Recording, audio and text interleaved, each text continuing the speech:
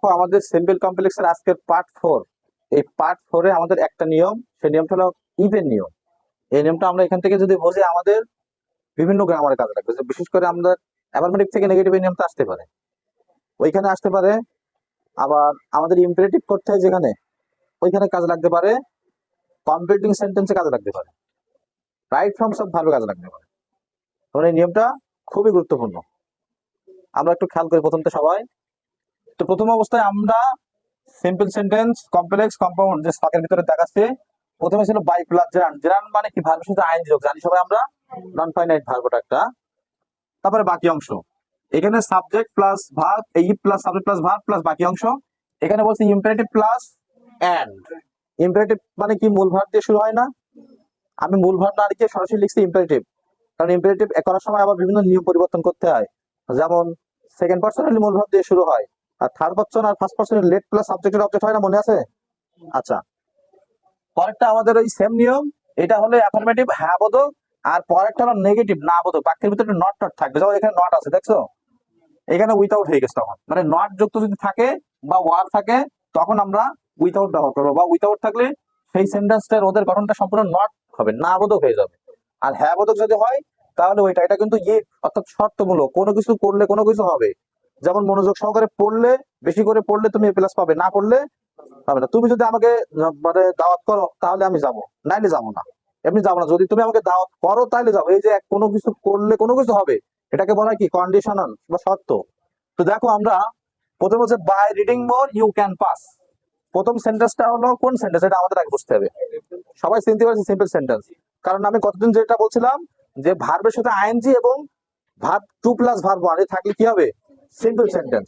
তো এই বাক্যের ভিতরে ভার্বের সাথে আইএনজি যোগ আছে মানে এটা সিম্পল সেন্টেন্স। এখন দেখো এই সেন্টেন্সে কি সাবজেক্ট আছে নাকি? নেই। তাহলে সাবজেক্ট নেই, আবার এর মাঝখানে কমা আছে, মানে মাঝখানে অ্যান্ডভারও নাই, মানে কম্পাউন্ড হচ্ছে না। আর সাবজেক্ট দুই পাশে না থাকলে, দুই পাশে ভার্ব না থাকলে কমপ্লেক্সও হবে না, নিঃসন্দেহে সিম্পল সেন্টেন্স না।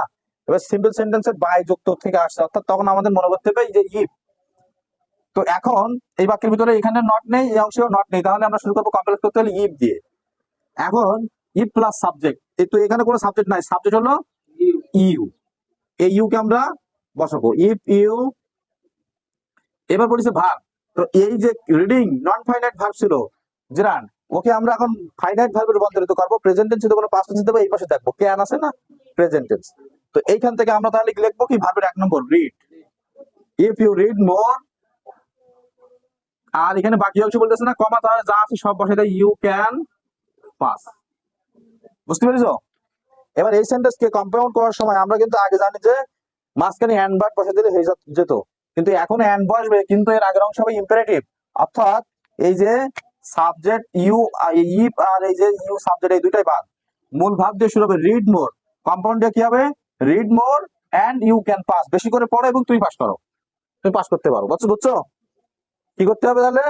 ইম্পারেটিভ। কিন্তু এখানে আমরা কিন্তু ওই যে প্রথমে বলছিলাম যে কমপ্লেক্স, এই কম্পাউন্ড সেন্টেন্সে দুই পাশে সাবজেক্ট ভার্ব হয় বলছিলাম, কিন্তু কিন্তু এখানে কিন্তু এই নিয়মটা তো হচ্ছে না। সেই অনুযায়ী যদি হয়তো তাহলে you read more and you can pass, না এটা কিন্তু হবে না, কারণ এর নিয়মটা কিন্তু আলাদা, বুঝতে হবে। এরপর দেখো ওয়ার্ক হার্ড, 2 নম্বরে ওয়ার্ক হার্ড, কঠোর পরিশ্রম করো। or you cannot prosper, অথবা তুমি সফল হতে পারবে না। তো এখানে এই যে ওয়ার আছে না, এই যে or compound sentence. Compound sentence কি আছে? ইম্পারেটিভ, অর্থাৎ মূল ভার্ব দিয়ে শুরু নাই, ওয়ার্ক হার্ড। এখন ওয়ার থাকলে সেটা 2 নম্বরের শেষেরটা, মানে নেগেটিভ না বোধক, কারণ এখানেও নটও আছে আমাদের, তাই না? তো দেখো এই সেন্টেন্সকে যখন আমরা কমপ্লেক্স করব, তখন আমাদের এই দুটো নিয়ম লিখছি কিন্তু আমি এখানে, এই দুইটা নিয়ম যে কোনো একটা ব্যবহার করতে পারবো আমরা। একটা হলো if plus subject plus not, আর একটা হলো আনলেস। দুটো যে কোনো একটা ব্যবহার করতে পারবো। তোমরা লেখা বন্ধ করো, লিখে নাও। তো এখান থেকে আমরা যদি ইফ দিয়ে করি, সেক্ষেত্রে আমাদের প্রথমে সাবজেক্ট আসবে কি? ইফ দেওয়ার পরেই আমাদের আসবে কি? সাবজেক্ট। এই পাশে তো সাবজেক্ট নাই, এই সাবজেক্টকে ভাগ করে দেবো ইফ ইউ। এরপরে হলো কি? নট। এখন নট শুধু শুধু বসে নাকি? নট বসতে গেলে অক্সিলারি ভার্ব নিয়ে নট বসাতে হয়। যদি অক্সিলারি ভার্ব থাকে সেটা ব্যবহার করবো, না থাকলে কি ব্যবহার করতে হয়? Do does did. তো এখানে কি কোনো অক্সিলারি ভার্ব আছে নাকি এই বাক্যের ভিতরে, ওয়ার্ক এর ভিতরে? তাহলে কি হবে? হ্যাঁ, তাহলে ইফ ইউ ডু নট, এরপরে ভার্ব, মূল ভার্ব, তাহলে ওয়ার্ক হার্ড, ওয়ার্ক হার্ড কমা বাকি অংশ, কারণ ওয়ার উঠে যাচ্ছে না এখন, বাকি অংশ ইউ ক্যান নট প্রসপার। বুঝতে পারছি সবাই এটা? এইবার আমরা যদি কেউ এই নিচের নিয়মটা করতে চাই আনলেস, সেক্ষেত্রে আমাদের কি করতে হবে, আমরা এই ইফ আর ডু নট বাদ দেবো, দিয়ে আমরা কি লিখবো, আনলেস প্লাস সাবজেক্ট বলিস। কিন্তু সেক্ষেত্রে আমরা কি লিখবো, যে আনলেস ইউ ওয়ার্ক হার্ড। একই কিন্তু এটাও কমপ্লেক্স। আনলেস, এই যে দুটো, একটা সাবজেক্ট একটা ভার্ব যাচ্ছে না, unless you work hard you can not prosper. Unless মানে হলো ইফ নট, ইফ নট যদি না তুমি কঠোর পরিশ্রম করো, তুমি ইউ ক্যান নট প্রসপার, তুমি সফল হতে পারবে না। এবার এই সেন্টেন্স যদি আমরা কম্পাউন্ডের থেকে কমপ্লেক্স করলাম, সিম্পলি কি করতে হবে, সিম্পলি দেখো আমরা কোনটা করবো, by plus gerund without plus gerund, কারণ এই বাক্যের ভিতরে নট আছে, আনলেসও কিন্তু নেগেটিভ শব্দ। তাহলে আমরা এখন এখানে উইথাউট প্লাস জেরান্ড দিলে আমরা কি হবে, এখানে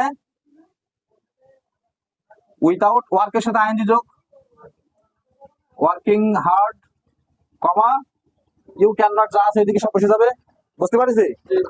এটা তো সেকেন্ড পারসন দিয়ে গেল, এখানে আমি একটা থার্ড পারসন দিয়ে লিখছি। থার্ড পারসন দিয়ে লিখলে কি হয়, দেখো এখানে আনলেস দিয়ে শুরু করছি, তার মানে এই প্রশ্নটা কমপ্লেক্স সেন্টেন্স। এই যে সাবজেক্ট একটা verb, subject verb complex sentence, মাঝখানে কমা আছে। তাহলে এর আমরা যদি প্রথমে এই অংশটা করি, সিম্পল করি, তাহলে কি হবে, উইথাউট প্লাস জেরান্ড হবে না, কারণ আমরা আনলেস মানে নিচেরটা নেগেটিভ, এখানে নট আছে ওই যে। তাহলে আমরা উইথাউট প্লাস জেরান্ড, জেরান্ড মানে ভার্বের এক নম্বরের সাথে আইএনজি, তাহলে ওয়েন্টিং হবে গোয়িং, উইথাউট গোয়িং দেয়া, সেখানে যাওয়া ছাড়া, কমা হি কুড নট, যা আছে সব বসে যাবে, তাই তো? আচ্ছা, এবার এই সেন্টেন্সকে যদি আমরা ইম্পারেটিভ করি, মানে কম্পাউন্ড করতে, ইম্পারেটিভ, ইম্পারেটিভ কি হবে, ইম্পারেটিভ কি হবে, মূল ভার্ব দিয়ে হবে, তাই তো? তাহলে মূল ভার্ব এখানে না, এখানে থার্ড পারসন, এই কারণে লেট প্লাস সাবজেক্টের অবজেক্ট। এই ক্ষেত্রে আমরা কি ব্যবহার করতে পারি, যে লেট, তারপরে এই যে হির অবজেক্ট কি, him, let him verb one এর পর, let him go there, let him go there, or or or or দিয়ে বাকি অংশ যা আছে, হি থেকে বাকি অংশ যা আছে সব বসে যাচ্ছে। বুঝতে পেরেছো? এই হলো আমাদের দুটো নিয়ম এখানে, ইফ আর কে আনলেস বলি আমরা, যাই বলি না কেন, কথা বুঝছো?